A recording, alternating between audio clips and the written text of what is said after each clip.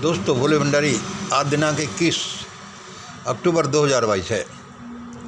आज की देववाणी, जनवाणी, मंगलवाणी, ये आकाशवाणी है। ए मैसेज फ्रॉम हेवन। दोस्तों, हम सब इसी में परेशान रहते हैं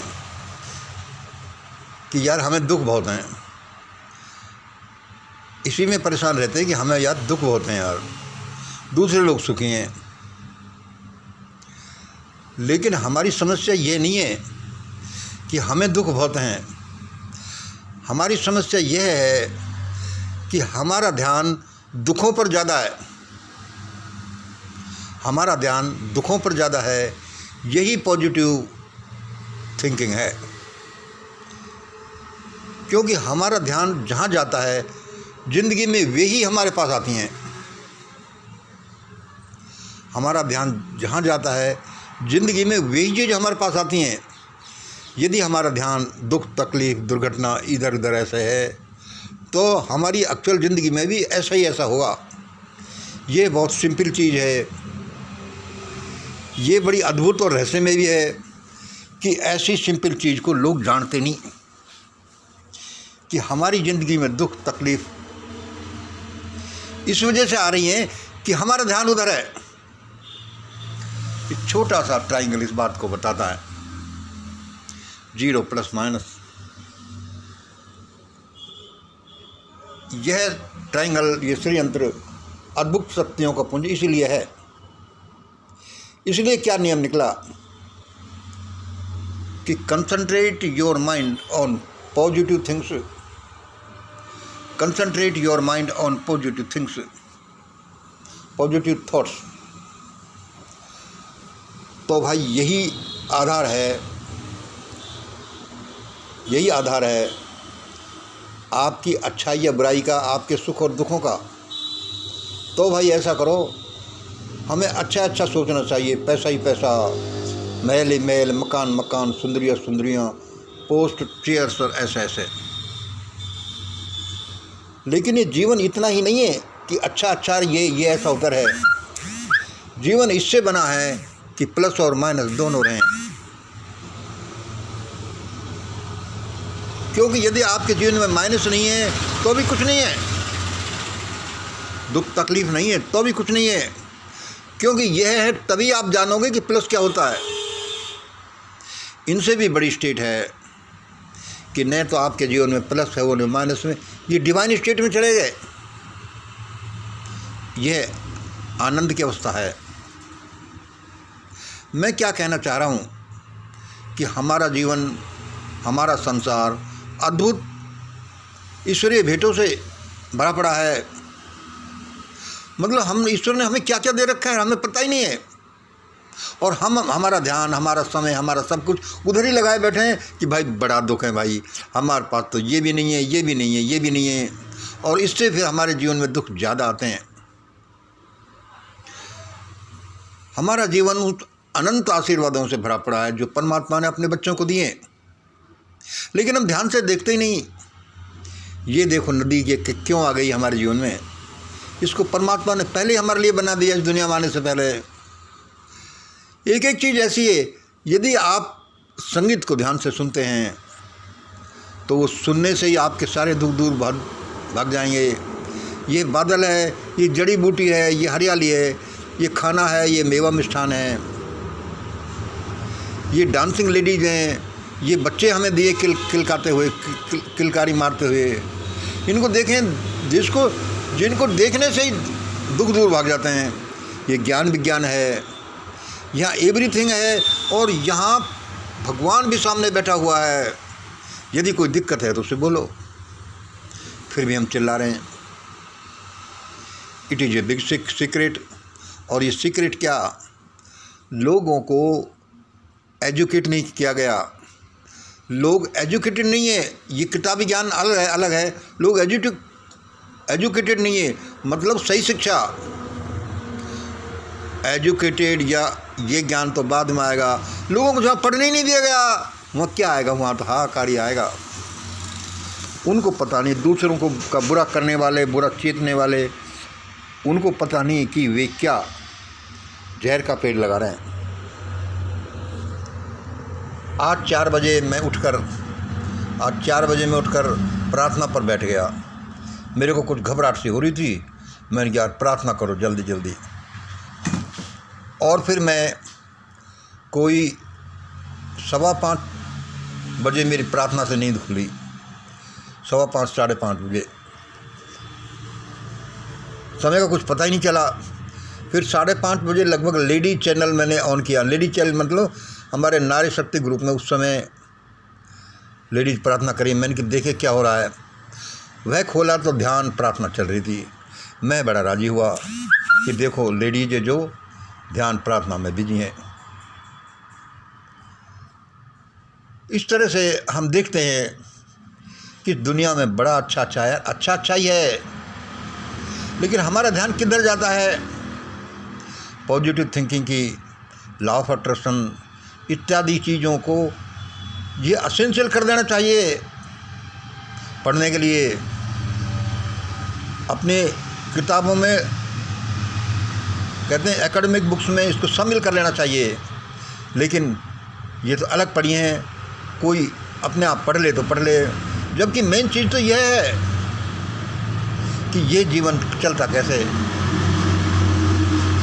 अब जो भारत में अब क्या हो रहा है कि भाई पूरी दुनिया में झंझट आ रहा है, ये आ रहा है, ये आ रहा है। भविष्यवाणी करने वाले लोग ऐसे वैसे, वो फलानी किताब फलाने आचार्य जी की है, वो उसका है, सारे चिल्ला रहे हैं। और ज़्यादातर तो कुछ दूसरों की भविष्यवाणियाँ देख करके फिर सारी दुनिया चिल्ला रही है। वह दिक्कत आए या नहीं आए, या उस दिक्कत का इलाज कोई नहीं बता रहा, नहीं कर रहा कि ऐसे ऐसे उसको अवॉइड किया जाएगा, लेकिन उसको चिल्ला कर सबको बता रहे हैं। तो जो दिक्कत नहीं आनी हो वह भी आ जाएगी, क्योंकि जैसा क्या है कि विचार ही मैटेरियलाइज होते हैं, विचार ही पदार्थ बनते हैं। यदि वो चीज़ नहीं है तो भी विचार ज़्यादा करोगे तो उधर उस चीज़ को घटित होना पड़ेगा भाई। और देखो अपने कर्म क्या है, अपने कर्मों से सुख दुख आता है। और हम ऐसा कर्म क्यों करते हैं? क्योंकि हम ऐसा विचार करते हैं। और दूसरी मजबूरियाँ भी है कि भाई अच्छा विचार कैसे करें, पैसे नहीं है, ये नहीं है, ये नहीं है भाई, अब इसमें हम अच्छा विचार कैसे कर सकते हैं? ये भी एक कारण है। अब आप देखिए भारत में जो तकलीफ़ आने वाली हैं, हम बताते रहते हैं कि वो ऐसा कर लो तो दूर हो जाएगी, वो आएगी नहीं, लेकिन कोई मानता ही नहीं, कुछ सुनता ही नहीं।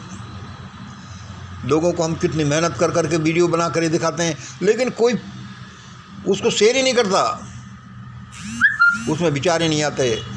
बड़ी खीज होती है। आप कहोगे भाई विचार कहाँ से आए, आपका स्तर अच्छा नहीं होगा। ये भी हो सकता है कि हमारे स्तर अच्छा नहीं हो, लेकिन ये भी हो सकता है, ज़्यादा संभावना है कि लोगों का स्तर अच्छा नहीं है। लोगों को परख नहीं है कि क्या अच्छा है क्या बुरा है। जहाँ पर वोट हैं जो एक चिकन और दारू की बोतल में बिक जाते हों, वहाँ आप क्या एक्सपेक्ट करोगे? लेकिन तुम्हें कर्म तो करना ही है, बाद में जो फल आएगा वो देखा जाएगा। दोस्तों, आज मुझे भगवान ने बताया है कि मंगल तो आज यही है बोल। मैंने कि बोलूँगा सर, मैं इसी रूप में कहता रहता हूँ कि आज उस देव शक्ति ने मुझसे कहा, आज उसने मुझे ये कहा, उसने ये बताया। और सुनिए, मैं कोई बड़ी तोप तो हूँ नहीं, लेकिन फिर भी मैं जो मुझे बताया जाता है मैं सोचता हूँ, मेरा ज्ञान विज्ञान कहता है, फ्रैंकली बोलता हूँ। किसी को अच्छा लगे तो लगे, नहीं लगे तो मत लगे। मुझे कोई जाने या नहीं जाने, सुनिए, मुझे कोई जाने या नहीं जाने, लेकिन मेरे से सच्चे हृदय से जुड़ने वाले लोगों की ही दुंदुभी बजने वाली है। आज मुझे यही दिया गया कि मंगल ये बोल, मुझे कोई जाने या नहीं जाने, लेकिन मेरे से सच्चे हृदय से जुड़ने वालों की इस भारत में दुंदुभी बजने वाली है। वेरी इंपॉर्टेंट है, इसको दिमाग में बैठा लीजिए। मुझे कोई जाने या नहीं जाने, लेकिन मेरे से सच्चे हृदय से जुड़ने वालों की दुंदुभी बजने वाली है भारत में। अब बी ब्लेस्ड, बी ब्लेस्ड। मैं ये जो चार्ट आज लिख रहा हूँ तो ये इसलिए लिख रहा हूँ कि आपको अच्छा लगे या समझ में आए, तो आपके न्यारे ब्यारे होंगे। तो भाई किसी के साथ क्या घटित होगा, किसी को क्या दुख सुख आएगा, जनरली क्या होता है, ये मोटा मोटा सा आज आइडिया है। दुनिया में सारी चीज़ें, सारे ग्रुप, सारे लोग 3 चीज़ों में बटे होते हैं। 3 चीज़ों में, सबसे ज़्यादा, सबसे कम और बीच वाला। सबसे ज़्यादा, सबसे कम और बीच वाला, अपर, लोअर एंड मिडिल। लोग तो क्यों पाते हैं, क्यों उनके दिमाग में ऐसे रिजल्ट्स आएंगे, ज़िंदगी में ऐसे रिजल्ट्स आएंगे, सुनिए।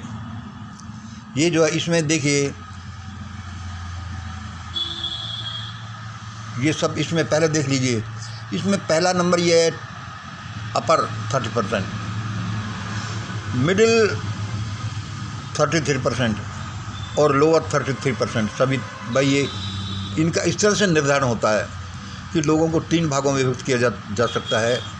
यदि हम भारत के समाज को इस तरह से विभक्त करें तो अपर 20% को मान लेते हैं। इसका कारण है, क्यों 20% क्यों मान रहे हैं भाई, 33% हाँ, क्योंकि भारत में किसी वजह से अपर 20%, 10-20% रहे हैं।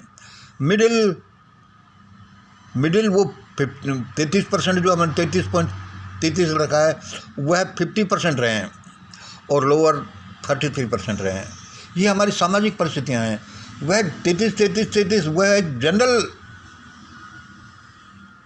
थिंकिंग है। अच्छा, अब ये देखिए, ये भाई अब इनके जीवन में कैसे आएंगे, ये अपना सोशल डिस्क्रिप्शन है, सोशल थिंकिंग है भाई, अपर, मिडिल और लोअर।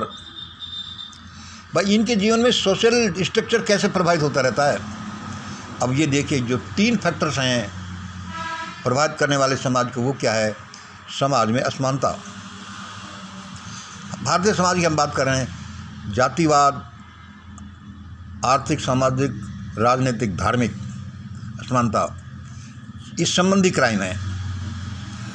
नॉन वेज वाले क्राइम्स हैं और लेडीज रिलेटेड क्राइम्स हैं। मतलब इनकी वजह से किसी को क्या मिलता है क्या नहीं, यह है। समाज में असमानता ज़्यादा है, किनके साथ है, वो किसने बनाई, क्या कारण है, उनके अनुसार उनको फल मिलेंगे। नॉन वेज कोई खाता है, कोई नहीं खाता है, वो कोई कभी कभी खा लेता है। नॉन वेज का अर्थ यही नहीं है कि भाई मीट खाना। नॉन वेज का अर्थ ये है कि तुमने अपने प्रकृति के साथ, पेड़ पौधों के साथ, जीव जंतु के साथ, अपने छोटे भाइयों के साथ में आपने क्या किया है। ये सारा दूसरों को सताने के बारे में आता है। तो तुम ऐसा करते हो तो उसका तुम्हें रिजल्ट क्या मिल रहा है। और सुनिए, लेडीज रिलेटेड क्राइम, ये हमारी रो और कॉलम है, ये देखिए। अब हम इसको आपको बताते हैं। इसमें हम 4-5 चीज़ दिए। असमानता, वह भारत में जातिवाद से, veg, non veg, ladies related crime, और 4-5-6 भी हैं दूसरे क्राइम जो है, अच्छाई बुराई जो है कि उसके बारे में क्या है। तो देखो, असमानता और जातिवाद, और इसमें जो आर्थिक, राजनीतिक, सामाजिक, धार्मिक जो है, इसमें अपर 33% लगा लो या 20% लगा लो। इसमें क्या है कि भारत में अब जो जातिवाद है, जो जिससे क्राइम रिलेटेड है, वह टॉप 20% या 33% में सबसे ज़्यादा मिलेगा। मतलब जातिवाद क्या है कि इससे कौन कौन रिलेटेड हैं, ये कौन कौन इसके सपोर्टर हैं, क्यों सपोर्टर हैं, किसने इसको बनाया, और कोई क्यों जातिवाद नहीं मिटने देता, कौन कौन। इसमें 20% अपर का आएगा। इनके जो जातिवाद को वहीं रखने वाले, इनके जो है पाप सबसे ज़्यादा मिलेंगे आपको। हम ये करें कि वर्ग में कौन कौन पाप के हकदार हैं और कौन कौन ज़्यादा। ये मिडिल जो 33% है, या बाद में हमने 50% कर दिया है, इसमें जो हम बताते रहते हैं ऊपर वाले में। तो इस 50% में 20% अपर ओबीसी हैं और 30% लोअर ओबीसी हैं, ये हम बताते रहते हैं। तो इसमें देखिए, जहाँ असमानता संबंधी जो बात आती है, तो हाईएस्ट ग्रुप को सबसे ज़्यादा नंबर मिलते हैं, मतलब सबसे ज़्यादा दोषी हैं। मिडिल ग्रुप को देखिए 50%, जो इसमें भी 2 हिस्से कर दे 20%, 30%, इनको इनके इससे कम है ये 4, मतलब कि क्रिमिनल में इनको 5 मिले तो इनको 4 मिले, इनको 3 मिले, इनको 2 मिले, इनको 1 मिला। यदि SC/ST ग्रुप में भी 2 हिस्से कर दिए जाएं तो देखो, ये आराम से इसको आप कई बार पढ़ना, तब आपके समझ में आएगा कि किस वर्ग के साथ क्या होगा और क्यों होगा। संभावना है, ये है क्योंकि इसमें उनका क्राइम रिकॉर्ड है। जातिवादी जैसे जहर को वहीं रखने में, बनाने में, आगे बढ़ाने में सबसे ज़्यादा दोस्त टॉप वर्ग का भारत में है। भाई इनको ज़्यादा नंबर मिले, मतलब they are guilty, more guilty. Middle और अपर मिडिल और लोअर मिडिल में इनमें ऐसे मिले। और लोअर ग्रुप को जातिवाद मिटाने में नहीं, मिटाने में अज्ञानता वजह से देखिए सभ्रर हैं। इसको आप इस तरह से ये ले लीजिए, आपसे हो जाए तो इसका स्क्रीनशॉट ले लेना और इसको समझे भी ले लेना 20% ये। तो भाई जातिवाद जैसा जहर के लिए सबसे ज़्यादा जिम्मेदार, सबसे ज़्यादा गिल्टी अपराधी अपर ग्रुप के होंगे। देखो, ये मैं किसी के प्रति बाइस नहीं कि तुमने हमको ऐसा बना दिया और दूसरों को नहीं बनाया। ये एक वैज्ञानिक विश्लेषण है, सामाजिक विश्लेषण है। तो इसमें इनको ज़्यादा मिले। अब आप दूसरे ये देखिए, अब ये हम तो डिस्क्राइब करें, इसके रिजल्ट तो बाद में बताएंगे। नॉन वेज में भाई कौन कितना दोषी है, तो अपर ग्रुप जितना दोषी है 5 मिले, उतना ही दोषी मिडिल ग्रुप भी बराबर का दोषी है और लोअर ग्रुप भी बराबर का दोषी है। सबकी एक सी विचारधारा है, सब इतना ही लगभग की बात है, ऐसा ही है। तो नॉन वेज में भाई इनको नंबर मिले क्राइम में, इनको इतने बराबर कैसे मिले लगभग। और तीसरा जो सबसे बड़ा क्राइम है वह लेडीज रिलेटेड क्राइम, लेडीज का शोषण करना, उनका प्रति जो क्राइम है, वे क्राइम कौन करते हैं? वे जिनके पास धन है, सत्ता है। करना सब चाहते हैं, मज़े लेना सब चाहते हैं, लेकिन टॉप वर्ग इस बारे में उनको सबसे ज़्यादा उनका क्रिमिनल रिकॉर्ड मिलेगा। अनजाने में, जाने में, या अपराधी वो उनको सज़ा मिले नहीं मिले, क्योंकि अपराध उनके बारे में वे ही करेंगे जिनके पास कुछ है, धन है, सत्ता है, अहम है। लेडीज वहीं ज़्यादा सप्रेस की जाएंगी। मिडिल ग्रुप में इनके साथ ऐसा होगा, इससे कम ये कम, इससे कम में ये, इससे कम। बेचारा गरीब आदमी तो क्या क्राइम करेगा, उसको तो रोटियों के खाने पीने का ही काम नहीं चलता। दूसरे देखिए और तरह के 4, 5, 6 हैं, ये हमने नाम नहीं लिखे, लेकिन इसमें किसी को कितने मिलते हैं, किसी को कितने मिलते हैं। तो ये जो नंबर मिले सबको, अपर ग्रुप को अपर 33% या मान लो 20%, और ये इतना परसेंट हैं, इनका जब सब टोटलिंग, इसका टोटल आ जाएगा, पूरा टोटल आ जाएगा, इनका पूरा टोटल, इनका पूरा टोटल, ये जो हमने लिखा है, ये ग्रुप क्वालिफिकेशन है। ये ग्रुप क्वालिफिकेशन ऐसा है जैसे कि यहाँ पर भाई कौन ऊंचा, कौन बड़ा, कौन क्या है, ये यहाँ पर भाई छोटे बड़े, भाई छोटे बड़े तो रहेंगे, यहाँ पर छोटे बड़े अलग अलग प्रकार है, यहाँ पर भी छोटे बड़े हैं, होमोजेनियस में भी यहाँ पर अलग है। इसमें टॉप 10% हो गए, इसमें भी टॉप 10% ये निकल आएंगे, लेकिन यहाँ अलग प्रकार है, यहाँ अलग प्रकार है। इसलिए मैं कहता हूँ कि मुझे जो बताया गया है कि ईश्वर की किताबों में बहुत सी चीज़ें, वो जो फैक्टर्स है कि भाई असमानता में कौन नंबर आ गया, फिर नॉन वेज में कौन आया, फिर लेडीज रिलेटेड क्राइम में कौन आया, फिर और किसी में कौन आया, और किसी में कौन आया, इन सब के नंबर ईश्वर पैराडाइज में, हेवन में लिखे जाते हैं।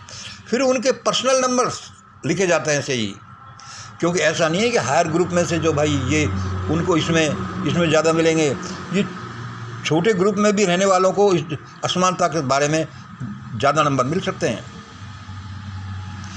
एक एक चीज़ का हिसाब उस परमात्मा के कंप्यूटर में लिखा होता है, तब आदमी के जीवन में ये आता है कि इसको क्या फल मिले, कब मिले, कैसे मिले, और वह भी इस जन्म में हम क्या क्या कर चुके, और यदि पूर्व जन्म के कंसेप्ट में कुछ दम है तो उसमें हमने क्या क्या किया है, यह सारी परमात्मा की किताब है।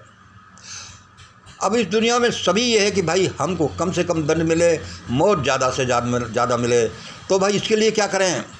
तो ये सारा धर्म, ये सारे धर्मगुरु, ये सारे टीचर्स, सारे जो हम भी कर रहे हैं, वो इसी बात का बखान कर रहे हैं कि भाई ऐसा करो जिससे आपके मौज ही मौज रहे और आपको दुख नहीं आए।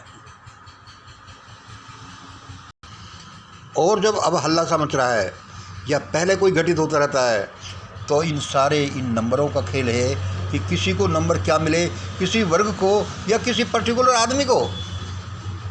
अब जो आगे घटित होने का वो है कि भाई ऐसा ऐसा होगा, लोग मरेंगे, लोगों को बंधक बनाया जाएगा। अभी देखो ना कौन सा नाइजीरिया कौन से कंट्री में थे, लोगों को भर भर कर ऐसे ले जा रहे थे ट्रकों में, जैसे कि कोई घास फूस को भर करके उसमें डाल रहे हैं, एक के ऊपर एक, एक के ऊपर वो एक। बड़ा भयानक दृश्य था। कल परसों हमने उसको डाला था दिखाने के लिए। अभी जो हम बोलते रहते हैं कि लोगों ऐसा करो ऐसा करो, ये हमारी सारी गणनाएं हैं, फिजिकल, केमिकल, डिवाइन, सोशल या और भी तरह के ज्ञान विज्ञान से रिलेटेड ये हमारी गणनाएं। तब हम कहते हैं वो कितने सही है कितने गलत है वो एक अलग बात है, लेकिन ये हमारे एक फैक्ट्स पर आधारित है कि ये ऐसा होगा, फिर उनमें कुछ गलती भी रह जाती होगी। इसलिए हम कहते हैं कि ये लोग भुगतेंगे, ये लोग कम भुगतेंगे, इनमें भगदड़ मचेगी। और ये भी भले भले के लिए कहते हैं कि देखो भाई इनमें क्या रिजल्ट आ रहे हैं, देख लो, आँख खुली जाएं तो सबका भला भला होगा, क्योंकि यहाँ अलग अलग नंबर दिए हुए हैं। आज जो 88 कर रहे हैं, कल को हो सकता है उनका भुगतने में सबसे पहले नंबर आए। इसलिए हम किसी को जलील करने के लिए नहीं कहते, हम ये कहते हैं कि भाई यदि इन शब्दों को सुन लिया तो आपका पनिशमेंट बहुत कम हो जाएगा। और ये सारे ज्ञान विज्ञान हज़ारों चीज़ों का निचोड़ है जो हमने बताया है मिशन ग्रेट इंडिया के ग्रेट इंडिया डॉक्यूमेंट में। यदि उनको आप उन पर चलो बहुत अच्छी बात है, उनको समझ लो और बहुत अच्छी बात है, थोड़ी कम है। उनको कभी पढ़ लेना तो भी अच्छी बात है, उनको नहीं पढ़ो और यदि उन पेपर को आप अपने घर पर ही रख लो तो इसका भी प्रभाव पड़ेगा। क्योंकि वाइब्रेशनल थ्योरी के अनुसार आपके घर में, मकान में जो वाइब्रेट होता रहता है वही आपको मिलता है। आपके दिमाग में, आपके आसपास जो वाइब्रेशन से वही मिलता है। और यदि ये ग्रेट इंडिया डॉक्यूमेंट की आप एक कॉपी भी अपने वहाँ अलमारी में भी बंद करके रख दो तो भी इसका रिजल्ट अद्भुत मिलेगा। ऐसा ही होगा।